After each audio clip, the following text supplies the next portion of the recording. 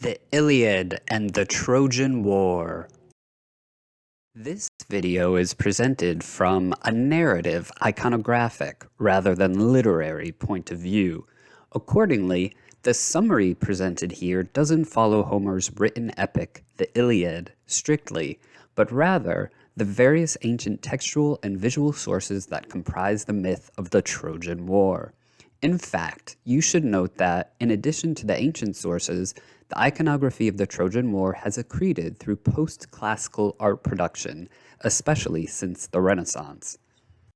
This video treats a series of episodes from the Trojan War while also trying to convey the story as a whole, so that even if you're only looking at one episode, you can situate it within the larger thematic framework of the epic and the myth. In this video, I will not analyze artworks with regard to style or discuss particular details. Instead, this video may help prepare you to do that type of analysis in your art classes where you do look more closely at works with these subjects.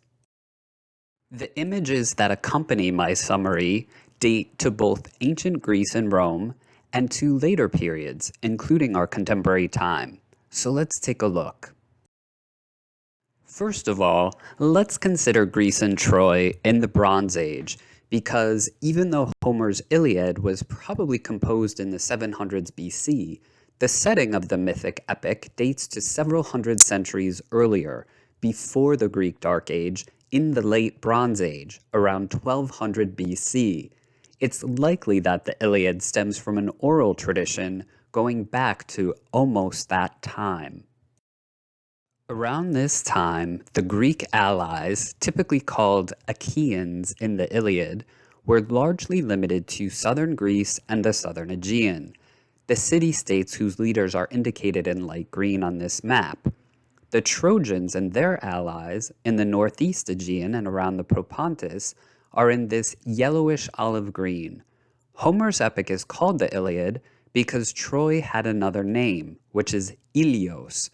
If there is any historical truth to the Trojan War, the Greek siege and conquest of Troy, occurring at a time of expansion, colonization, migration, and invasion in this part of the world, makes sense when you consider the strategic position of Troy on the Bronze Age sea trade routes between the Aegean and the Black Sea and Crimea.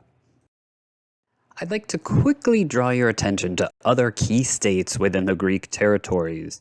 Those are Sparta, ruled by Menelaus, and Mycenae, ruled by Agamemnon, the commander-in-chief of the allied Greek army. Achilles and Odysseus are probably the most recognized heroes, and they were from other states. Now let's get right into the war's backstory. This episode is usually known as the Judgement of Paris. All the gods were invited to the wedding of Peleus and Thetis, Achilles' parents, incidentally, on Mount Olympus, except the goddess of discord. Now you know if you've seen Sleeping Beauty that it can be a big mistake not to invite powerful individuals to important weddings. The wedding of Peleus and Thetis was no exception. To avenge herself, the goddess of discord threw a golden apple onto the scene. This golden apple of discord had a label that said, "To the most beautiful, Tikalisti." A dispute erupted between Hera, Athena, and Aphrodite, whose vanity was piqued as each assumed she was the one for whom the apple was intended. To settle the dispute, Zeus ordered Hermes to bring the goddesses to Mount Ida by Troy, where Paris, the son of King Priam of Troy, would award the apple to the one he judged the most beautiful. I should mention that Paris, though a prince, was then occupied as a shepherd, and you will see him pictured accordingly. I should also mention that this is one of the most popularly depicted episodes from the Iliad. It allowed for artists to put the female nude on full display. Ultimately, Paris gave the apple to Aphrodite, the goddess of love, and in return, she promised him the love of the most beautiful woman on earth, who was Helen of Sparta.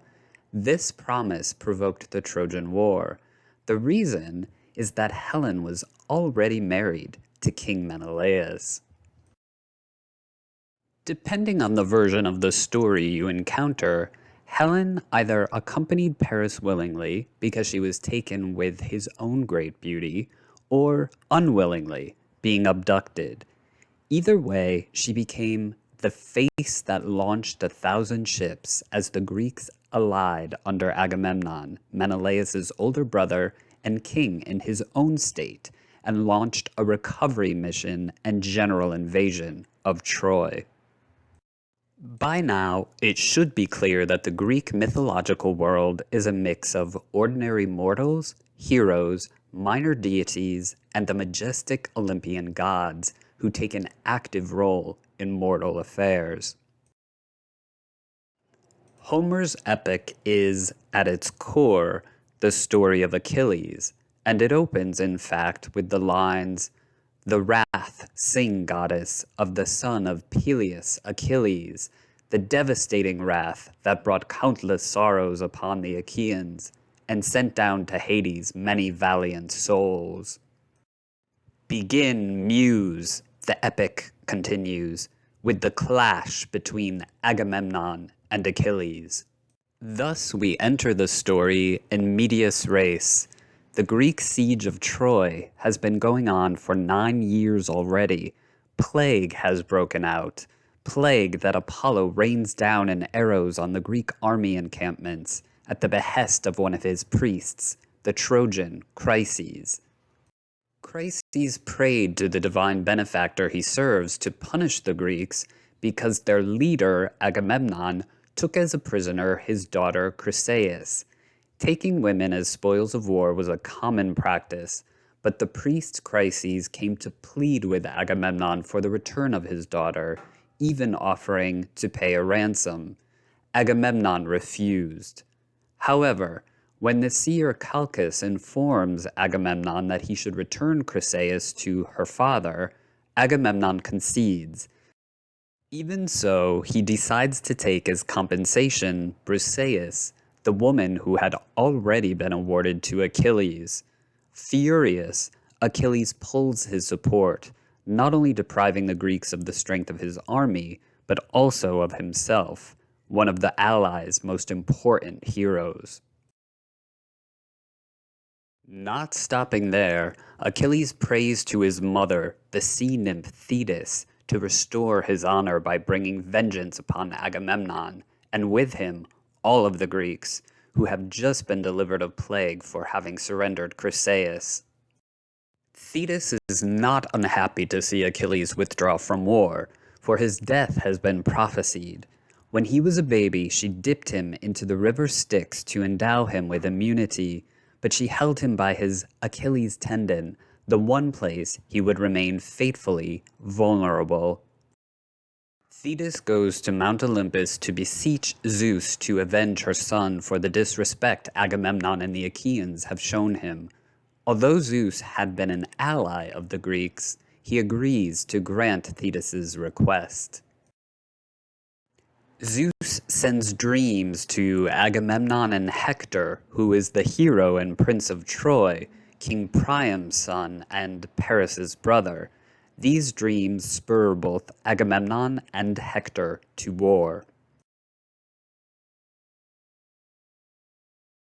On the battlefield, Hector accuses his brother Paris of falling back to avoid the fight. He says, in the Fagles translation, "Paris, appalling Paris, our prince of beauty, mad for women, you lure them all to ruin. The Achaeans thought you the bravest champion we could field, and just because of the handsome luster on your limbs, but you have no pith, no fighting strength inside you." Embarrassed by his courageous brother's words, Paris proposes a battle of champions to the Achaeans, a duel with Helen's former husband, Menelaus. At this point in the Iliad, we encounter Helen for the first time with her in-laws. She identifies the bravest Greek warriors. In combat, the handsome Paris is not an outstanding fighter. Menelaus is on the verge of killing him when Aphrodite whisks her protege back up to the safety of his bedchambers. and the pleasures of love with Helen behind the walls of Troy. A council of the gods on Olympus decides the subsequent fate of the soldiers, while Zeus suggests pacts of peace recognizing the victory of Menelaus as a general victory. His wife Hera will stop at nothing less than glory for the Greeks through the destruction of Troy. Thus, Zeus submits to having Athena intervene by causing one of the Trojans to let loose an arrow and thus break the truce. The war begins again, and the gods get embroiled in the fighting. Athena grants the Greek hero Diomedes vision to see gods, and he recognizes Aphrodite, who continues to rescue her favorites. He throws a spear that pierces Aphrodite's wrist. The shocked and injured Aphrodite, accompanied by Iris, asks Ares to lend his chariot to bring her back to Olympus. Apollo, also fighting for the Trojans and taking up Aphrodite's rescue of Aeneas, then brings his brother Ares over to the side of the Trojans, and in particular to the support of Hector. Backed by Hera, Athena continues to spur Diomedes, who confronts Ares, stabbing him in the gut and sending him back to Olympus as well. Meanwhile, as the battle rages on, Hector returns within the walls of Troy and once again reproaches Paris for his softness while his people are dying. In artistic terms, this scene from Book 6 is often conflated with the similar scene where Hector admonishes his brother in Book 3. Paris, magnificent as a god, says that Helen has just been stirring him back to battle. Helen chimes in with her "bitch that I am" and "slut that I am" speech. Homer's version thus clearly places the blame on Paris and Helen together equally. Hector declines to take a break with them and goes to say goodbye to his wife Andromache and their son Astyanax. At first, the young boy recoils, cringing against his nurse's breast, terrified by the flashing bronze and horsehair crest of Hector's helmet. His parents laugh, and the father quickly lifts his helmet from his head. Then, raising his son, he kisses him, tossing him in his arms and lifting a prayer to Zeus before setting him back in the arms of his loving but desperate wife. Incited once again by the gods, Hector proposes a duel, a challenge taken up by Ajax the Greater. It results in a temporary truce, during which bodies can be removed from the battlefield. The epic continues without any particularly iconic episodes, ultimately with the Trojans maintaining the upper hand. Agamemnon evokes the possibility that the Greeks abandon their siege of Troy and depart for home, but Odysseus and the wise old Nestor fiercely oppose this suggestion. Instead, Agamemnon agrees that Odysseus, with Ajax and the old Phoenix, who had helped to raise Achilles, should be ambassadors to Achilles, asking him to return to war. Achilles, who was playing his lyre for his companion Patroclus, is startled but receives the emissaries as dear friends and guests. Even so, he refuses all of their offers, including the return of Briseis, and extinguishes their hopes for his aid. He even announces his plans to leave, telling them that his mother has made him aware of the prophecy that states he will either leave and live a long life, or stay to die, but achieve eternal glory. Book 10 of the Iliad tells the lesser-known episode of double espionage. The Achaeans send Diomedes and Odysseus as spies, while the Trojans send Dolon. Dolon ends up captured by the two Greek spies and ultimately executed after delivering strategic information.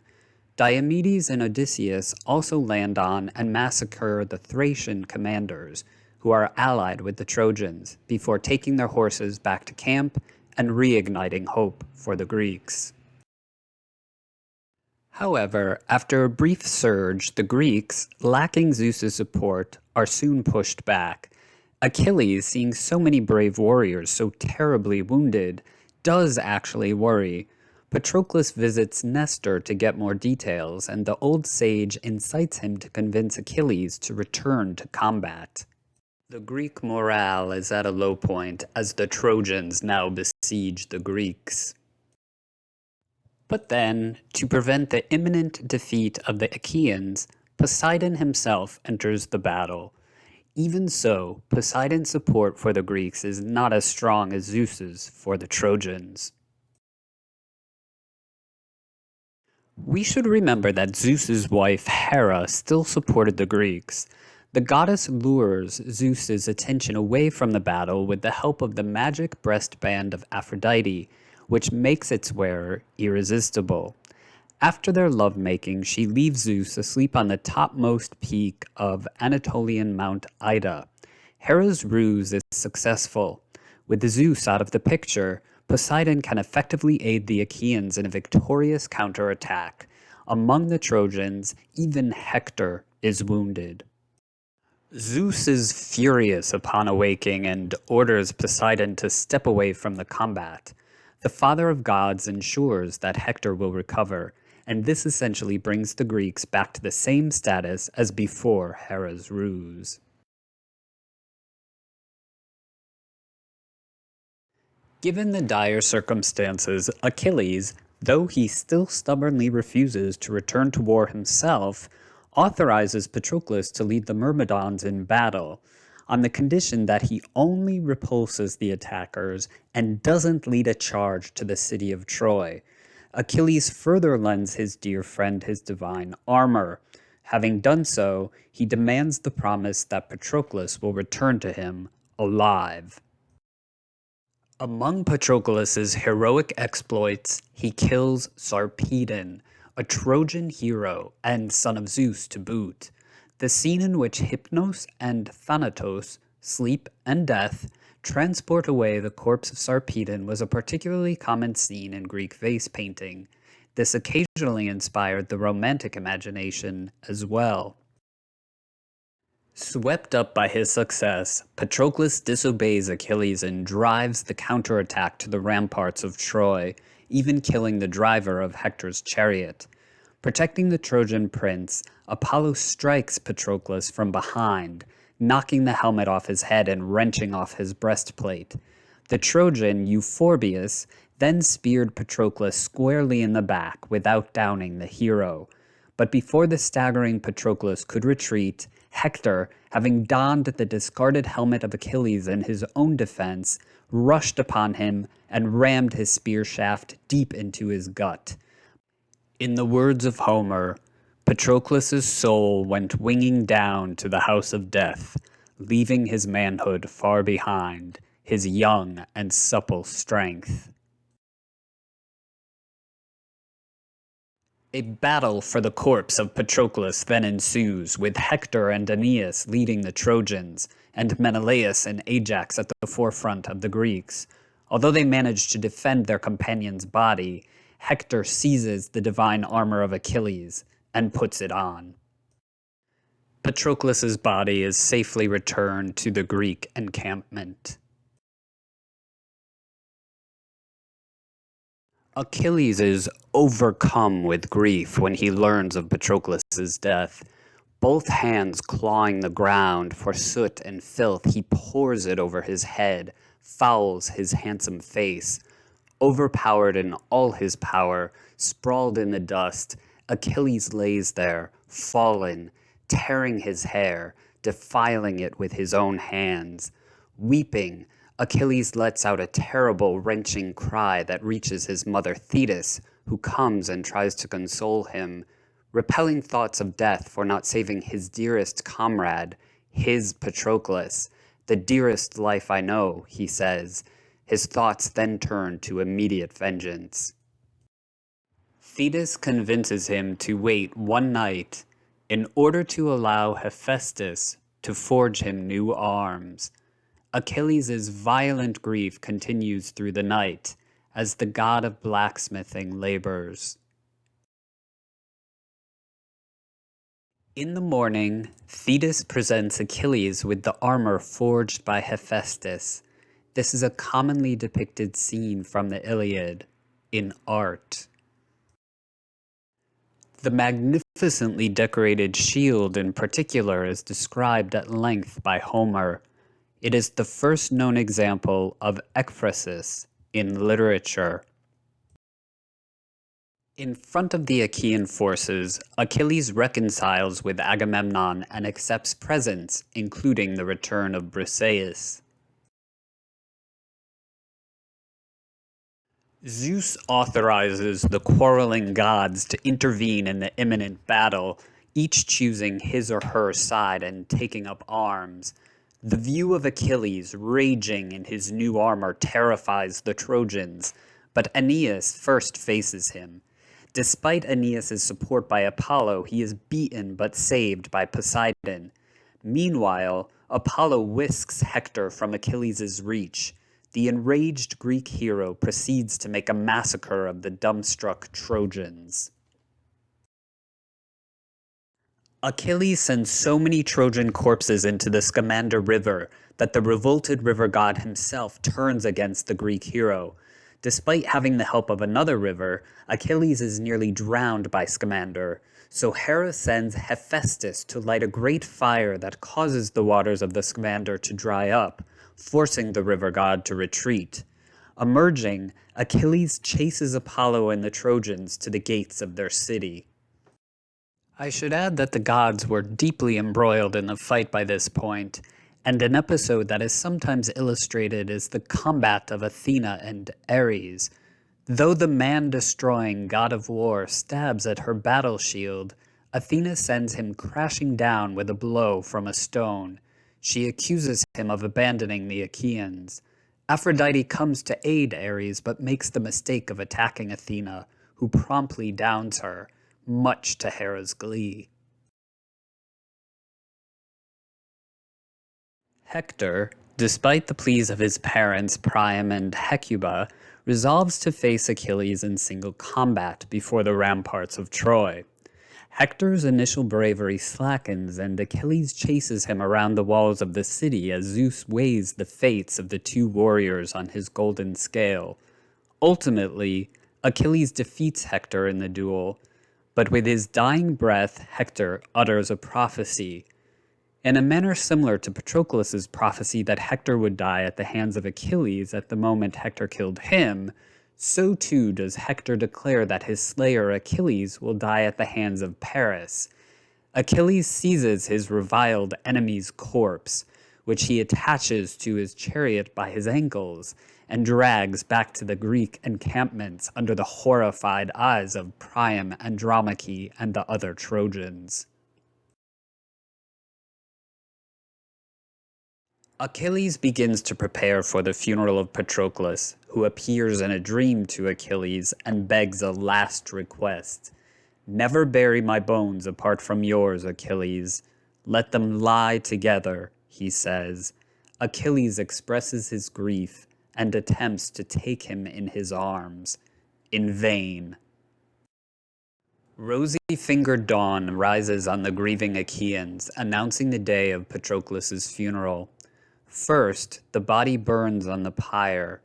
Achilles cuts the red-gold lock of hair he'd let grow long in preparation for a sacrifice when he returned to his homeland. "Now, since I shall not return," he says, "I'd give my friend this lock, and let the hero Patroclus bear it on his way."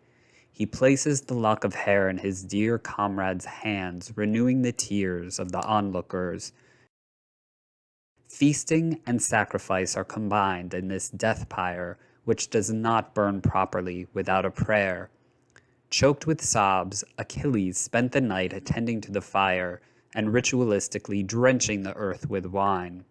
At the new dawn, Patroclus' bones are gathered and preserved in a golden urn for burial with Achilles's. Then the funeral games take place. These are athletic competitions, similar in type to the Olympic Games, chariot racing, foot racing, wrestling, and so forth, done in honor of the deceased. At these games, Achilles gives the prize of wisdom to Nestor.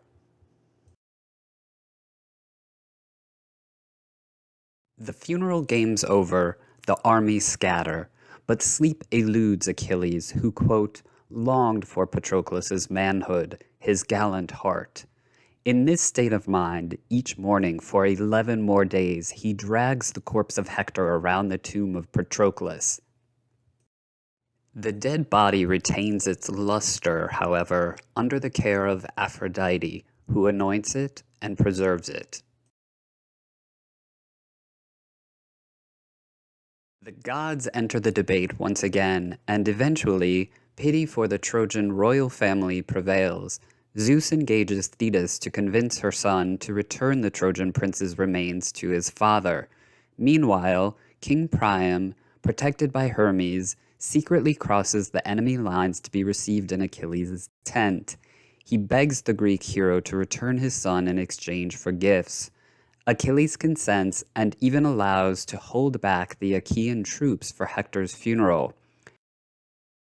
And so the epic poem ends, with the lamentations for Hector, including those of Andromache, his wife, and of Helen, just before the pyre burns and the bones of Hector are buried. You may be surprised to learn that the Iliad ends here, since the stories of Achilles' death and of the Trojan Horse are better known than many of the stories related in this video. In this sense, while the Iliad was a great inspiration to artists, so too were other ancient sources for the Trojan War, particularly with regard to its conclusion. First among these are accounts of Achilles' demise, but since they come from different sources, they are sometimes contradictory, and I'll try to give the most straightforward version here.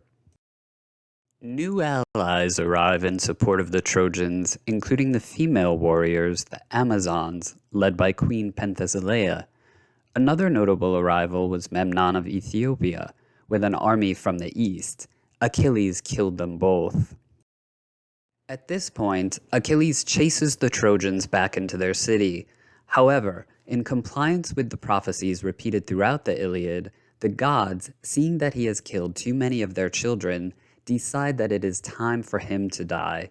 Thus, Paris shoots a poisoned arrow that is guided by Apollo into the tendon of his heel.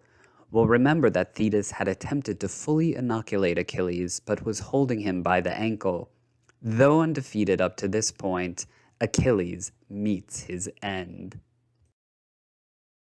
There are ancient depictions of Ajax carrying the body of Achilles from the battlefield. Thetis mourns her dead son, who, indeed, has won glory for all the ages. The end of the Trojan War comes with a ruse devised by Odysseus, and Homer is the source for this once again, but in the Odyssey. The Greeks build a giant wooden horse, an animal sacred to the Trojans, and leave it outside the gates of Troy with the inscription, "The Greeks dedicate this thank offering to Athena for their return home." In fact, the Greeks seem to have departed, and the Trojans, believing the war is over, debate what to do with this offering. While some argue for its destruction, others think they ought to dedicate the wooden horse to Athena, and so they drag it into their city. However, hiding inside the hollow of the so-called Trojan Horse are Odysseus and a band of soldiers. That night, a spy signals to the Greek fleet, which feigned departure, but is actually stationed at nearby Tenedos. The attack begins as the soldiers from inside the horse emerge and kill the guards. Thus ensues the sack of Troy. The sleeping population is massacred and the city destroyed in a fight that continues into the next day. Achilles' son Neoptolemus kills Priam. Paris has already been killed, but the bedazzling Helen is spared. Ajax the Lesser rapes the Trojan priestess Cassandra on Athena's altar while she is clinging to her statue.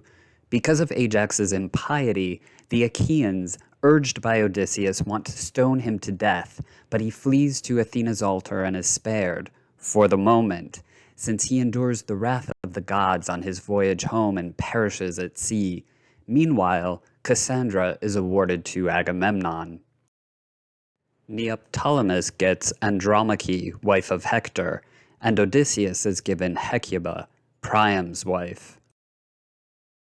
The Achaeans throw Hector's infant son Astyanax down from the walls of Troy, either out of cruelty and hate or to end the royal line, not to mention the possibility of a son's revenge. They also sacrifice the Trojan princess Polyxena on the grave of Achilles as demanded by his ghost, either as part of his spoils or because she betrayed him. The city burns. Aeneas takes his father and flees. The story of his escape to Italy, where his lineage formed the Roman aristocracy, continues in the Roman writer Virgil's Aeneid, just as the story of Odysseus's voyage home continues, as narrated by Homer, in the Odyssey. The stories of Agamemnon and his children Electra and Orestes are related largely in classical Greek tragedy. In the Trojan War myth, there are so many of the major figures of Greek mythology, so this is hardly an exhaustive presentation of each of these characters' own stories, but the information presented here should allow for a better approach to imagery dealing with the Trojan War, and notably, the emotional content and broader themes embedded within the narrative subjects of a particular work of art.